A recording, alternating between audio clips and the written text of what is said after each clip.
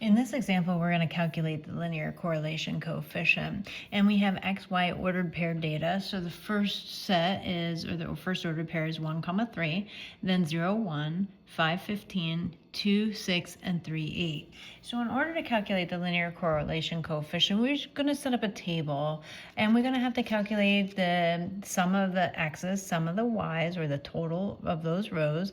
We're also going to have to calculate x times y. So if we multiply x times y, x squared, and then the y squared. So I've set up a table here because we have an intensive formula, but it's not as bad to calculate out. So this is our formula that we're going to use to calculate the linear correlation coefficient. We're going to take n times the sum of the xy minus the sum of the x times the sum of the y, and divide it by these two separate square roots. N times the sum of the x squared minus the sum of the x then squared. We're going to square root that number, and then we'll multiply it by n times the sum of the y squared minus the sum of the x's then squared, and we're going to take the square root of that. So we're going to have to fill out this whole table in order to calculate these values. So let's first add up all these numbers together to get the sum or the total of the x's. So if I just add 1 plus 0 plus 5 plus 2 plus 3, I will get 11.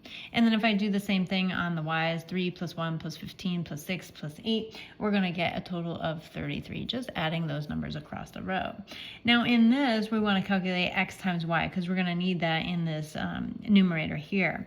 And in order to do that, we're taking 1 times 3 is 3, 0 times 1 is 0, 5 times 15, so we're just doing this for all the values across that row. 2 times 6 is 12, and then 3 times 8 is 24. So we're going to add up all those numbers together. 3 plus 0 plus 75 plus 12 plus 24, and we're going to get 114.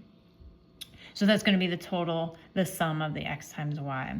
And then we have to take each of the x's and square it. So we're going to take 1 squared is 1, 0 squared is 0, 5 squared is 25, and we're going to do that for each one of these. 2 squared is 4, and then 3 squared is 9. So we're going to add up that entire row, 1 plus 0 plus 25 plus 4 plus 9, and we'll get 39.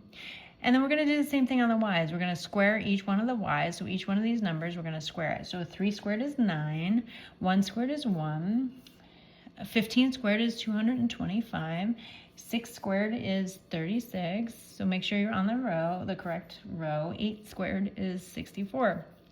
Now we're going to add all those numbers together, 9 plus 1 plus 225 plus 36 plus 64, and we're going to get 335. So now we have all the values. We're going to plug them into this formula here that we have. Now n is the sample size, the total number of ordered pairs or pairings that there are. So there's a total of 1, 2, 3, 4, 5 ordered pairs. So our n is 5. So anywhere we see m, we're going to multiply by 5. This means the sum or the total of the x times y. So what we're going to do is take that sum of the x times y, which we had 114, minus the sum of the x's. We're going to add up all those x's, what we already did, which we got 11, the sum of the y's, which we did, and we got 33. So we're going to do that calculation out. And we have two separate square roots in the denominator. The first square root, we're going to take 5, that's m. X's squared, that was the sum of those, was 39. And then we're going to subtract out the sum of the x's we got was 11, and we're going to square that number. We're going to do the same thing on that second set of parentheses. We're going to take 5, which is m, times the sum of the the y squared, 335. And then we're going to subtract out the sum of the y's, which was 33, and we're going to square that number. So there's our entire calculation. It's not too bad of a calculation once we do all this out. We're going to take 5 times 114 and get 570. 11 times 33 is 363, so we're going to do that subtraction out. And then what we're going to do is we're going to take the square root of 5 times 39 is 195, minus 11 squared is 121, so we'll do that subtraction out. Then we'll take the square root. And then the second set, 5 times 335 is 1,675. 33 squared gets us 1,089.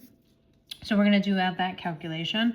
We're just going to subtract on the numerator. We get 207. And then the two separate square roots, we get the first square root is 74. inside of that, and then just subtracting out, we get 586. So just simplifying this even further, we're going to get 207, and then in the denominator I get this square root times this square root. I get 208.240259, which, just doing that calculation out, I get, rounding off 3 decimal places, 0.994. So that is a very strong positive correlation between these two variables. The closer it is to 1, the higher or stronger the relationship is. So 0.994 is pretty close to 1. So that is a very strong relationship between these two variables, x and y.